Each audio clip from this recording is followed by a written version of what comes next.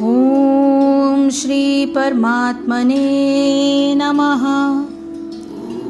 अब तक के श्लोकों में 26 से लेकर 31 श्लोकों तक हमने शुरू हुए अर्जुन के परिस्थिति को बताया था कि अर्जुन किस तरह से युद्ध भूमि में आने के बाद उनकी जो स्थिति थी वो किस प्रकार की थी। अब उसी को थोड़ी सी और वर्णना करना ज़रूरी है, क्योंकि अब तक हमने देखा कि उनके हाथ से गांडीव गिर गई और वो उनका शरीर जो शिथिल हो रहा था, पर उनके मन में क्या विचार आ रहे थे वो इसके आगे के श्लोकों में वर्णना है।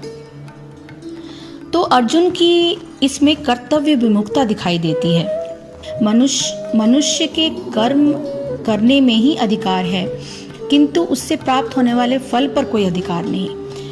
यह अनुभव सभी को है कि प्रत्येक कर्म का एक सा फल सभी को प्राप्त नहीं होता, और एक व्यक्ति को भी एक से ही कर्मों के एक से ही फल सदैव प्राप्त नहीं होते।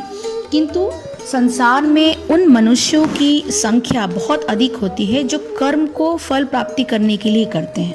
वे वांछित फल प्राप्त होने में हर्ष का अनुभव करते हैं और उसके प्राप्त न होने में शोक और संताप में डूब जाते हैं। ये सब लोग जानते हैं कि एक भी कर्म के असफल होने पर जो शोक और संताप होता है वो उस हर्ष से कहीं अधिक होता है जो कई कर्मों के सफल होने पर अनुभव होता है। इसलिए शास्त्रों में कर्तव्य पालन की ओर दृष्टि रखने पर पूरा बल दिया गया कि आप अपना कर्तव्य को जस्ट करते चलिए, और उसके पालन होने पर जो संतोष की प्राप्ति आपको होगी उससे आप ये सारे विचारों को भूल जाएंगे। और यदि किसी कारणवश कर्तव्य पालन न हो सके तो भविष्य में उसे करने के लिए मन में जो है वो दृढ़ता बना लेनी चाहिए। श्लोक नंबर 32 एंड 33। न कांक्षे विजयम कृष्णम न च राज्यम सुखानि च किम नो राज्येन गोविंद किम भोगे जीवितेन वा। इसमें अर्जुन अपनी परिस्थिति बताते हैं कि हे कृष्ण, मैं विजय नहीं चाहता और राज्य तथा सुख भी नहीं चाहता। हे गोविंद, हमें राज्य से क्या प्रयोजन अथवा भोगों से और जीवन से भी क्या प्रयोजन। येषामर्थे कांक्षितं नो राज्यं भोगा सुखानि च त इमेव स्थिता युद्धे प्राणास्ते त्यक्त्वा धनानि च। क्योंकि हमें जिनके लिए राज्य, भोग और सुख आदि इच्छित है, वे सब धन और जीवन की आशा को त्याग कर सारे लोग युद्ध में खड़े हैं। तो यहाँ अर्जुन जो है वो अपने कर्तव्य से मुख मोड़ रहे हैं। श्लोकों में ये दिखाया कि शास्त्रों के वचनों में भ्रम होने के कारण अर्जुन ये भाव प्रदर्शित करते हैं कि यह युद्ध जो है कदाचित विजय और राज्य सुख प्राप्त करने के लिए किया जा रहा है। उससे प्राप्त होने वाले भोगों के प्रति वे उपेक्षा भाव का भी प्रदर्शन करते हैं। युद्ध करने को वे शास्त्र सम्मत कर्तव्य नहीं समझते, अपितु उन्हें शास्त्र विरुद्ध कर्म समझते हुए अपने द्वारा पाप में प्रवृत्त होने की संभावना प्रकट करते हैं। वो कहते हैं कि अगर मैं अगर ये सारी चीज़ें करता हूँ तो मैं पाप का भागी भी बन सकता हूँ। तो उनके मन में तरह तरह के विचार आ रहे हैं, और इन विचारों में कुछ विचार इतने दृढ़ है कि उनको लग रहा है कि संबंधियों की हत्या करने से मुझे पाप लगेगा, या उनके मन में जो है वो वैराग्य का भ्रम आ रहा है कि मैं नहीं करना चाहता ये सारी चीज़ें। मैं अपनों को मार के मुझे क्या मिलेगा, मेरे कुल का ही नाश होगा। शस्त्र को उठाने में मुझे तो हानि ही दिखाई देती है। एंड अर्जुन का जो ये मोहयुक्त तर्क था वो अपने शरीर की वजह से था। उनको उस समय जो उनका जो कर्तव्य है, जो उनका कर्म है, वो उनको नहीं दिखाई दे रहा था, और वो मोह के पाश में थे। मोह के पाश में पड़े होने की वजह से उन्हें ये सारे फीलिंग्स जो हैं वो हो रहे थे। तो अगले 3 श्लोकों में 34, 35 एंड 36 में ये बताया गया है कि संबंधियों की हत्या होने से जो पाप मुझे लग सकता है, उसकी जो आशंका है वो अर्जुन के मन के भीतर की दशा है। तो आचार्य पितर पुत्रास्तथैव च पितामहा मातुला श्वशुरा पौत्रा श्याला संबंधीनस्तथा। इसमें गुरुजन, ताऊ, चाचा, पुत्र और वैसे ही दादा, मामा, ससुर, पोते, साले तथा और भी संबंधी लोग मेरे समक्ष खड़े हैं। मैं कैसे उनके ऊपर अपना शस्त्र उठाऊं? एतान हन्तुमिच्छामि घनतो अपि मधुसूदन अपि त्रैलोक्य राजस्य हेतो किम नु मही कृते। इसलिए हे मधुसूदन, ये यदि मुझे मारे तो भी अथवा तीनों लोकों के राज्य के लिए भी मैं इन सबको मानना नहीं चाहता, फिर पृथ्वी के लिए तो क्या कहना। क्योंकि मैं अगर ये राज्य चाहता ही नहीं हूँ, मुझे जमीन की या राज्य के भोग के सुख की कोई इच्छा ही नहीं है, तो मैं अपने संबंधी जनों को क्यों मारूं। निहत्य धात राष्ट्रान्न का प्रीति से जनार्दन पापमेवाश्रये दस्मान हत्वेतानात तायिनः। हे जनार्दन, धृतराष्ट्र के पुत्रों को मारकर भी हमें क्या प्रसन्नता होगी, इन आतताइयों को मारकर भी हमें पाप ही लगेगा। ऐसा अर्जुन अपने मन में सोचते हुए श्री कृष्ण को कहते हैं। तो उनके मन की जो आशंका है कि संबंधियों के हत्या से होने वाले जो पाप का दोष उन पे आएगा, वो विचार करके वो इन सब चीज़ों को अपने तरीके से श्री कृष्ण को समझाने की कोशिश कर रहे हैं। तो इस प्रकार जो मानवीय संबंधों की मान्यता को कर्तव्य पालन से ऊपर रखने की वृत्ति संसार में चारों ओर हमें दिखाई पड़ती है, ऐसा होने पर मनुष्य जैसे तैसे अपने शरीर और अपने परिवार के पालन करने को सर्वोच्च प्राथमिकता देते हुए समाज और राष्ट्र के प्रति घोर अपराध करने से भी नहीं चूकते। तो इस आधार पर चोरी करने को एक चोर अपने शरीर पालन की व्यवस्था समझता है। उसको लगता है कि मैं चोरी नहीं करूँगा तो मैं अपना पेट कैसे भरूँगा। किंतु वो ये नहीं समझता कि ऐसा करने से अन्य मनुष्य के शरीर पालन में बहुत बाधा पहुंचा रहा है। किसी के घर वो जब चोरी करता है, उसका सामान चुराता है, तो उसका पेट तो भर जाता है, लेकिन किसी न किसी तरह से कुछ न कुछ नुकसान जिसके घर पे चोरी हो रही है, जिस चीज़ की चोरी हो रही है, उससे अगले इंसान पर पड़ता है।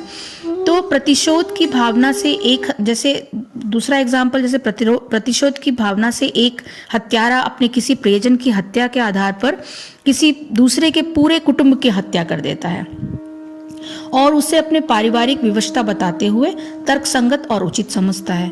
एक पिता अपने पुत्र को नकल द्वारा परीक्षा में उत्तीर्ण कराने के लिए अनुचित साधनों का उपयोग करता है। वो ये नहीं सोचता कि वो कितना बड़ा अन्याय उस परीक्षार्थी के साथ कर रहा है जो ऐसा न करके वर्ष भर पाठ्यक्रम के अध्ययन के लिए घोर परिश्रम करते रहते हैं। तो जो लोग अब मेहनत से पास होते हैं, उनकी जगह अगर दूसरा नकल करके ज़्यादा नंबर ले आता है तो वो खुद तो ज़्यादा नंबर ला के किसी अच्छे कॉलेज में भर्ती हो सकता है, लेकिन जिसने पूरे साल भर मेहनत की उसकी सीट जाने के चांसेस होते हैं। तो अपने पुत्र को तो एक प्रकार से वो अयोग्यता में स्थापित कर ही देता है।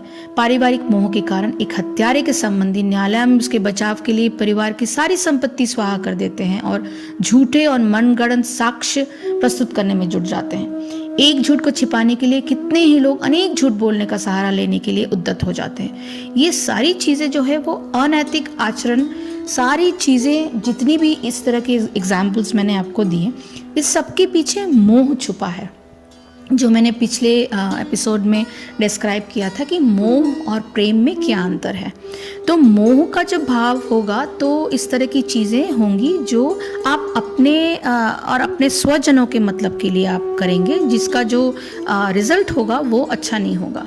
तो मोह और प्रेम का जो डिफरेंस है उसको समझना बहुत ज़रूरी है। तो वैराग्य, अगला जो अर्जुन को जो दूसरा भ्रम हो रहा है वो वैराग्य का भ्रम है इस वक्त, कि अर्जुन अपने इस मोह को वैराग्य रूप देते हुए कहते हैं कि उन्हें न तो राज्य से कोई प्रयोजन है और न भोगों से। तो इस प्रकार का भ्रमपूर्ण वैराग्य भी संसार में चारों ओर दिखता ही है। तो आलस्य अथवा प्रमाद जैसे अनावश्यक और हानिकारक क्रियाओं में समय और सामर्थ्य नष्ट करना जो है वो प्रमाद कहलाता है, और उसके कारण होने वाले निष्क्रिय जीवन को बहुत से लोग वैराग्य समझते हैं। शास्त्र सम्मत वैराग्य का वास्तविक स्वरूप भोगों के प्रति आकर्षण न होना तो है ही, किंतु उसमें कर्तव्य से विमुख होने के लिए कोई स्थान नहीं है। तो कर्तव्य पालन से प्राप्त होने वाले भोगों का उपयोग अन्य व्यक्तियों को कर्तव्य पालन में सुविधा देने के लिए करना ही वास्तविक वैराग्य है। इसमें परिवार, समाज और संसार छोड़ने का भाव नहीं है, अपितु इनके प्रति अपने कर्तव्य पालन में रत रहना और कर्तव्य के फलस्वरूप जो कुछ भी प्राप्त हो उसे निस्वार्थ भाव से परिवार और समाज में धर्म की स्थापना करने के लिए उपयोग करना ही वैराग्य का वास्तविक स्वरूप है। तो ऐसा सोचकर अर्जुन ये विचार व्यक्त करते हैं कि युद्ध के लिए एकत्र हुए संबंधियों के मारे जाने पर उनको पाप लगेगा, तो इसलिए वो नहीं चाहते कि मैं शस्त्र उठाऊं। तो ये भी कहते हैं कि कुटुंबियों को मारकर सुखी होने की जो आशा है वो तो अनुचित है। तो ये प्रश्न पूछते हुए वो फिर से पूछते हैं श्री कृष्ण को, तस्मा न हार्य वयम हंतु धातराष्ट्रान् स्वबान्धवान् स्वजनम ही कथम हत्वा सुखिनः श्याम माधव। इससे हे माधव, अपने बांधव धृतराष्ट्र के पुत्रों को मारना हमारे लिए उचित नहीं है, क्योंकि अपने कुटुंब को मारकर हम कैसे सुखी होंगे। यद्यपेते न पश्यन्ति लोभोपहत चेतसः कुलक्षय कृतं दोषम मित्रदोहे च पातकम। तो ये लोग लोभ से भ्रष्टचित्त होने के कारण कुलनाश के दोष को और मित्रों से विरोध करने में पाप को नहीं देख पा रहे हैं। पर मैं तो देख पा रहा हूँ, मैं तो इस चीज को समझ पा रहा हूँ, तो मैं इस चीज को आगे क्यों बढ़ाऊं।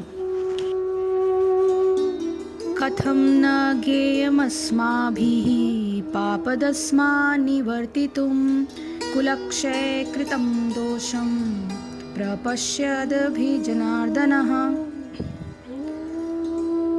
परंतु हे जनार्दन, कुलनाश से होने वाले दोष को जानने वाले हम लोगों को इस पाप से हटने के लिए क्यों नहीं विचार करना चाहिए। इस स्थान पर अर्जुन जो है अपनी यह अवधारणा व्यक्त करते हैं कि धृतराष्ट्र के पुत्रों ने चाहे जैसा भी अन्याय युक्त आचरण किया हो, बट वो अंत में उनके खुद के निकट संबंधी है और स्नेही जन है। सो इस धारणा का आधार ये है कि उनका मारा जाना अथवा जीवित रहना हमारे वश की बात है। ये धारणा करना कि मेरे हाथ में या मेरे द्वारा उनका नाश होने वाला है, ये धारणा अर्जुन की तरफ से एक गलत विचार है। उनको ये समझना चाहिए कि उनके हाथ में ये कुछ भी नहीं है, जो भी होना है वो पूर्ण लिखित है, पहले से लिखा हुआ है। और श्री कृष्ण जो है वो एक मार्गदर्शक के रूप में जब वहाँ हैं, तो ये विचार अर्जुन नहीं कर पा रहे हैं कि वो सोच रहे हैं कि मैं का जो प्रबल एक वो है कि मेरे द्वारा ये चीज़ होने जा रहा है, वो उनका सोच का आधार गलत है। ये एक तर्क है जो कि मोह से ग्रसित है। सो युद्ध की सारी तैयारी हो गई है और इसके फलस्वरूप दोनों ओर की सेनाएं एक दूसरे के सामने उपस्थित हैं। तो अपने कुल के लोगों को मारने से हम कैसे सुखी हो सकते हैं। यह तर्क स्वजन को अपने सामने देखते हुए उनके मन में ये विचार आ रहा है। ओम श्री वासुदेवाय नमः। ओम श्री वासुदेवाय नमः। ओम श्री वासुदेवाय नमः।